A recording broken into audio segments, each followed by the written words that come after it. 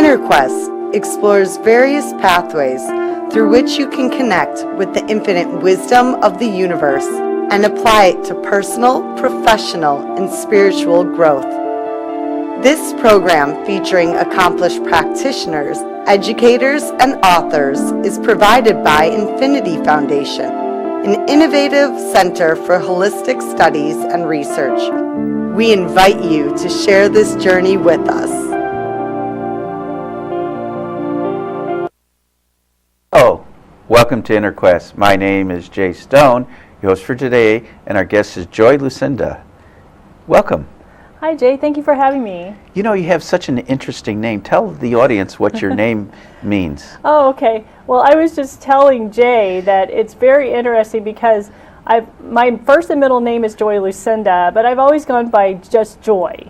And it dawned on me a couple of years ago. I was at a networking meeting and I said, my name means happiness and light. I've got to say this. And I found that when I said I'm Joy Lucinda versus Joy, I felt more authentic. So I've stuck with it. Well, good for you. Yeah. Well, let me tell the audience about Joy Lucinda. Joy Lucinda has worked as a healthcare professional with hospice, dementia patients and their families for over 20 years. For the past 7.5 years, she's been doing reflexology, intuitive mediumship, and energy work as part of her consulting. Through Restore Joy After Loss workshop, coaching, intuitive sessions, corporate team building, and training programs, she helps professionals and lay people alike to grieve. So interesting name for someone working in the grief field, but it's needed. It's definitely needed. Why do you help people overcome their grief? Well, I don't know why exactly, but I'll just tell you kind of how it happened. Even as a child, I was drawn to older people that were sick or ill, chronically ill or terminally ill. And I joke around, even as a teenager, I was at the mall and I was an old person magnet rather than a boy magnet. And so, but it's always been, I'm very comfortable around death and dying also because I grew up on a farm where there was a lot of tragedy with my animals. Oh, where was your farm? I grew up in Oklahoma. Okay. So, but it became a part of my life that death and life are very much intertwined. And so from the time I was a little girl, I dealt with it really well. And then as a professional, I could deal with crisis situations with families and patients who were dying, and it wouldn't be scary like it is, I think, for other people. And did you work at a traditional hospice? Yes. I was actually in hospice administration, and I also was the first line of defense to visit hospice patients. Okay. So I was the first one in when the family was freaking out and the patient wasn't sure what was going on. Okay. And so what do they need? Joy. Right. So it ended up to be not so ironic. Was that here in Illinois or was it somewhere else? Actually, I've worked in elder programs in California, Thailand, Arizona, and Utah, in addition to Oklahoma. How did you end up in Thailand?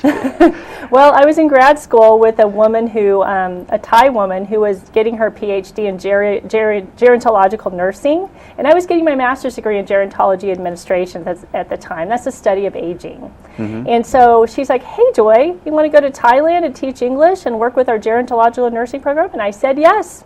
No, wow. And pretty much it was that simple, and I moved out there. Thai older people, talking about grief, Thai older people, because they're attached to karma, they don't have the same dissatisfaction with life that a lot of Americans do, because once they accept their karma, they live life happily. And that's a big part of getting through grief is acceptance and how to separate yourself from the heaviness. Well, I assume a lot of patients at a hospice have cancer. Are the cancer rates as high in Thailand? Well, I'm not sure about the statistics, but all I do know is that in just this part of Chicagoland alone, there's probably at least 20 to 30 nursing homes or assisted livings. In all of Thailand, there's 4 nursing homes. And how many people live in Thailand? Do you know that? Probably like 80 million. Wow. Something like that. There's a lot. So what conclusions can we draw from that? They walk everywhere. They all live together in a cohort of family, like we used to probably 50 years ago. Like 3 generations? Yeah. Or 4 generations? 3 or 4 generations. And also they eat seafood straight from the ocean. They grow their own food. And when you're not attached to the outcome of your life, when you're a Buddhist and with karma, you let go of the attachment to forcing and controlling. I think that's a big part of it. Now, you're trained as a reflexologist. Yes. Can you tell the audience how you include reflexology in your grief practice? Yes, it's been very interesting because I didn't know how intuitive I was until I became a reflexologist, because I was on call 24/7 in the healthcare field. I was burnt out and it just got to me. But once I became a reflexologist, it was the first time I could go from frantic to actually sitting in a room quietly with someone without having to talk or have any answers. And that's why I started doing it.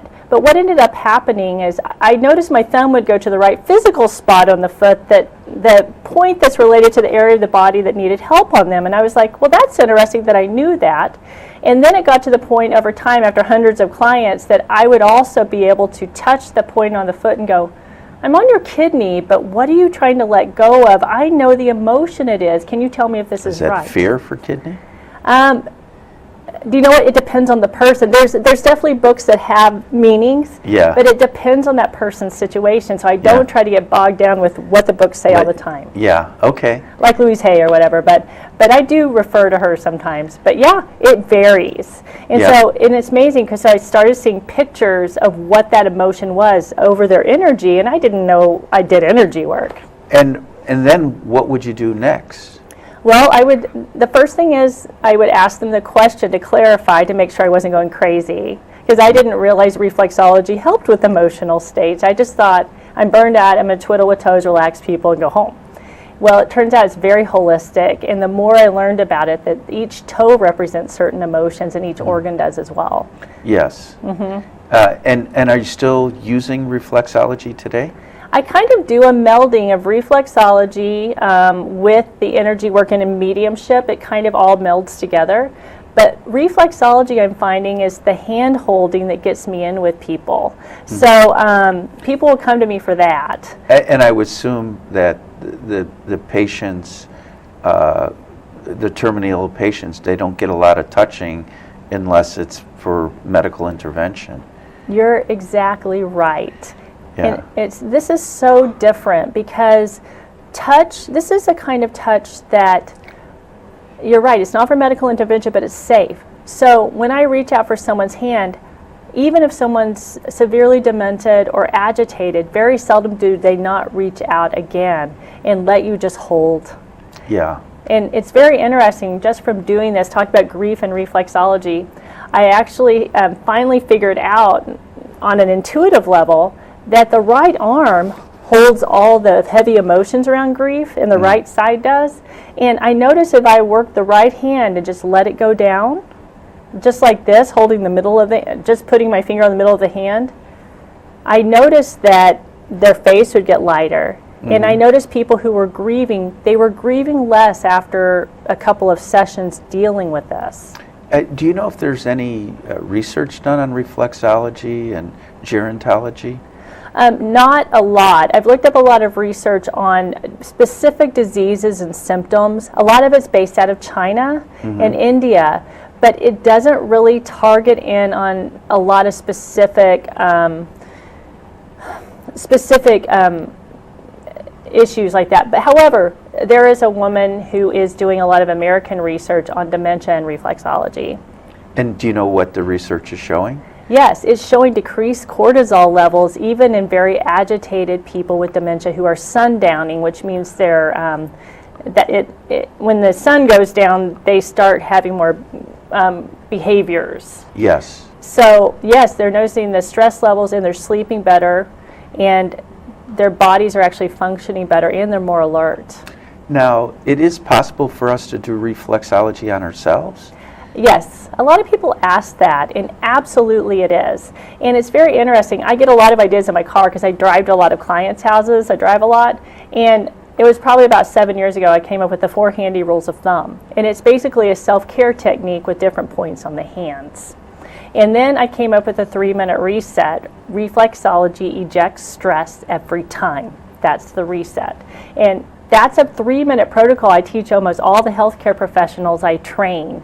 And if they do just that 3-minute protocol and the 4 handy rules of thumb for themselves or others, it makes a huge impact. Well, somebody can do it on their lunch break or morning break when they only have 10 minutes. Or when they're in the middle of a business meeting where they're stressed out.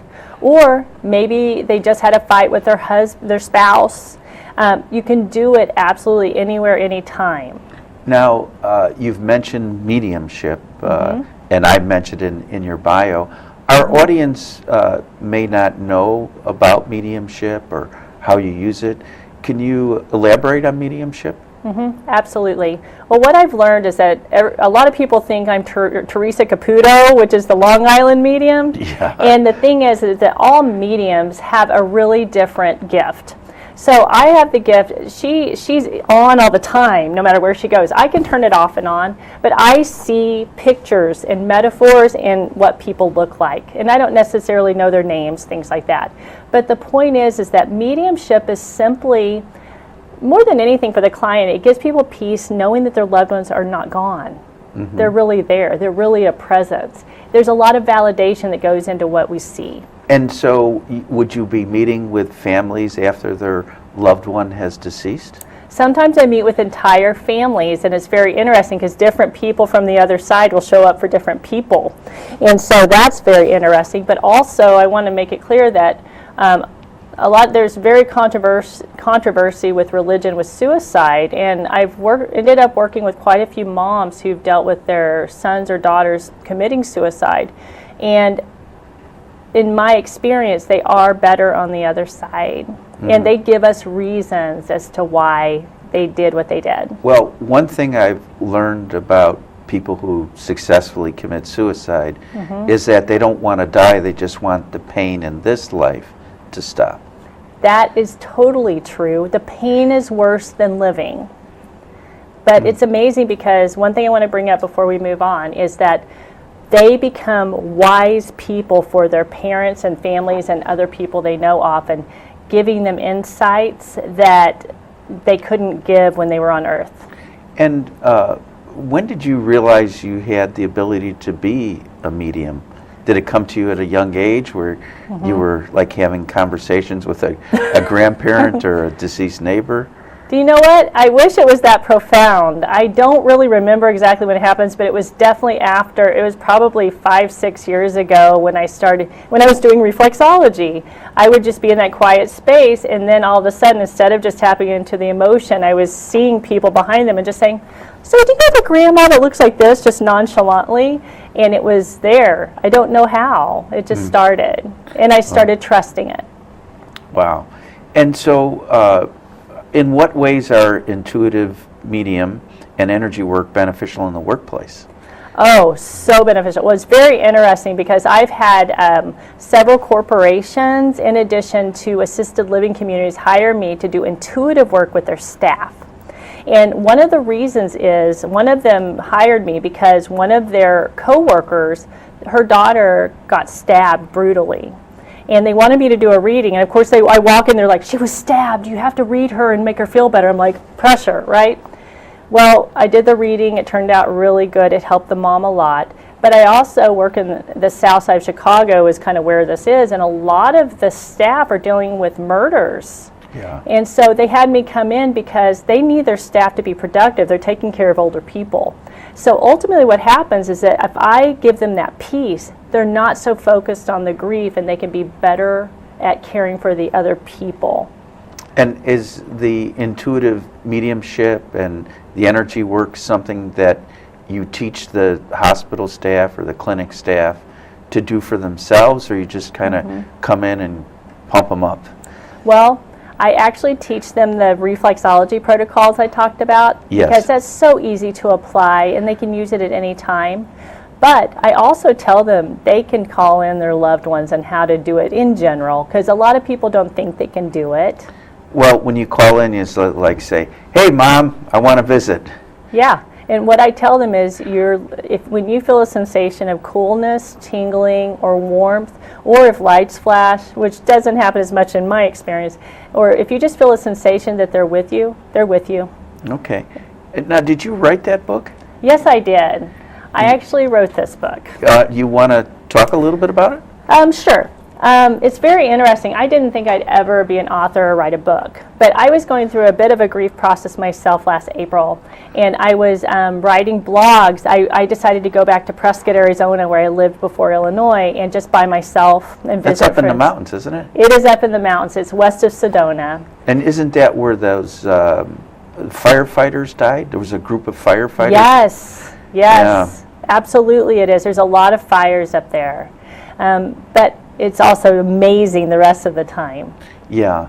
So please go on about your book. Yeah, no problem. Yeah. Well, it was interesting because I always write things down like, oh, this will go in a book someday, whatever. But I was grieving because, it's like life is hard. I have a child, I have a husband, I'm running my own business, and I don't like Illinois that much, even though I love the people I've met here, and I just miss the West. So I went back there to kind of heal from that grief. And a lot of the blogs I wrote while I was kind of coping ended up in this book. But the other thing is that I hired a business coach because I wanted to do more consulting. I just needed a little more help. And my business coach, Barry Schimmel, said, just do an acronym of Restore Joy. And I was like, resistant, which is ironic because the first chapter in my book is Release Resistance. Yeah. And did you find you had to release the resistance for yourself? Well, once I was not forcing it and trying to force the acronym, I was up at midnight. It took me 5 minutes to come up with the Restore Joy acronym in this book. Okay. And so, and it flowed completely after that. And you got your name in the title. I know, exactly. Yeah. But it's amazing because it got all of the stuff that's in my head out here, and now I'm applying it actually to job productivity, motivation in the workplace, and helping with high turnover jobs and how to decrease turnover. A lot of times it's emotional is why people quit. Yeah. You want a job at the White House? You're funny. Yeah. I would not even go there, no matter who's in office. Yeah. That's another booger. So talk about some of the businesses you've worked with or some of the particular occupations where there's been high turnover. Well, as you mentioned before, I worked in senior care, and non-medical caregivers that are not CNAs, certified nurses assistants, or people who work in assisted livings or nursing facilities don't get paid well, maybe $9 an hour. And so that's one reason there's high turnover, but also there's a lot of work and a lot of stress for very little money. Mm-hmm. So, and also there's a lot of opportunities, so they can work 2 or 3 jobs, and if they get a 50-cent raise, they're going to go somewhere else. Yeah, okay, so how are you able to go in there and reduce the turnover? Well, it starts with the mindset strategies. I have mindset and heart set strategies in this book, but I adapt those to the workplace versus to someone who's had a literal loss. Yes. But there's another piece to it in that even if there's grief in the workplace, maybe a coworker dies, or just, the nature of senior care is that your patients die. And just grief issues like that, or maybe somebody went through a divorce and so they're out for 6 weeks because they can't cope. That's when I can come in as that kind of consultant as well. But ultimately, it's about teaching these mindset strategies. So basically, instead of letting the heaviness affect them where they're not working productively, they can actually not turn them off. That's not the point. I would never recommend turning off the grief, but honoring the grief. But how do you switch your mindset so you can be in the moment and really give 100% despite the heavy emotions? Mm-hmm. Now, do you find in healthcare that people got to work 24/7, 365, that working like the afternoon or overnight shift, the graveyard shift, also causes problems? You mean as far as each type of shift? Yeah. Mm-hmm. Yeah. Well, it does. I mean, a lot of these frontline staff, they are working 2 shifts in a row. A lot of times they'll work doubles to make more money. And the overnight people, they choose to do it and they sleep accordingly. So I don't think that's a real problem. But yeah, just the amount of work is causing a lot of people are not giving 100% as a result. Okay. All right. But a lot of the strategies I teach, you actually go back to reflexology and being in the moment and mindfulness. But beyond that, just little things that you can do just to reset. Like we were talking earlier, and you called it something, but literally when you're feeling like worried or thinking of your bills not being paid and you're working and all this stuff, well, all you have to do is look up. And it's a physiological thing that helps you reset your brain so those worries aren't there anymore. Oh, I called that white blanking or something like that. Yeah, I can't remember. Yeah. But it was a good one. That's all I remember. Yeah. Well, they do it. They white balance. White balancing. Yeah. That's what you said. Well, before we shoot a show, the director Dan Marder puts a whiteboard and aims each camera out and then balance it out with the white thing. Oh. So it clears it out. Yeah. So your book title's Restore Joy After a Loss. Is it possible to experience joy?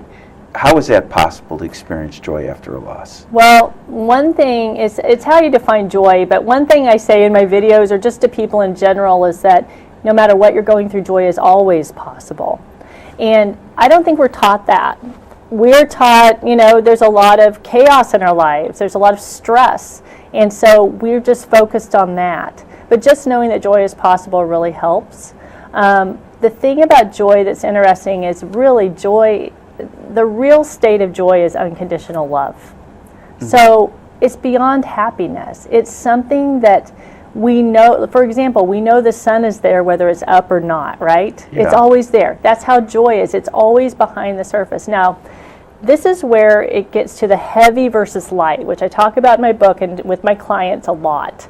And that goes to why I use reflexology and why emotions come out like that. Because if we have fingers that are resistant, or we have toes that are resistant, or knees that are in pain, or hips that are in pain, then we're harboring negative emotions, not negative, heavy emotions, mm-hmm. grief, apathy, shame, guilt, fear, anger. And so the point is that those get harbored into our bodies and cause physical pain and physical stiffness. So recognizing that joy is always there, but these other heavy emotions are transient. And people live in the drama and the guilt and shame, and they don't even realize that they're transient and that you can strive. You can the emotions are transient. The emotions. Yeah. The emotions. Yeah. Even the word emotion, right. energy in motion. Right. It's not meant to. We're not meant to have one emotion, whether it be joy or happiness or grief or sadness, for the rest of life. Our emotions are meant to change. They're a way. Our emotions are a way that we move with the ebb and flow of life. I love that acronym. I mean, I love the real meaning of emotion, that acronym. I mean, the metaphor is so apropos. And well, you talk about joy a lot, even during grief. For me, it's gratitude. Do you discuss gratitude? Absolutely. I discuss kind of three things around joy. It's gratitude, compassion, which is actually giving to others without serving others, and grace. So finding grace, which just kind of lets you be, finally. You can be. Not anything else but be. So yes, absolutely. It's interesting. I have a friend who grew up in a male-dominated or dogmatic religion. She doesn't say God; she says grace. Whenever we talk about grace, we talk about grace. But to me, I'd normally be using God, but because of her choice, I just go with it. I just use grace instead of God. It's kind of one and the same anyway, right? Right, yeah. It really is, but that brings up a good point because, real quick, if you don't mind me interjecting, grace, gratitude, forgiveness, joy, all of these are very high vibration words. These are words that even if you are in a state of shame, which is the lowest state of being is being ashamed and blaming. Even if you're in that state, even if you say the words joy, gratitude, forgiveness, love, compassion, it brings you up. Yeah. And it pulls you out of it for a moment. So that's the thing. People don't realize you don't have to find joy or love or forgiveness.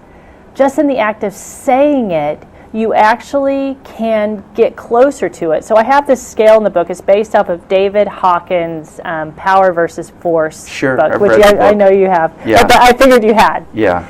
It's such a profound scale. And so I kind of base this on his scale. And if you're not in shame, at least if you say I forgive you, you go from shame to apathy. It's a little better. You can just gradually go up.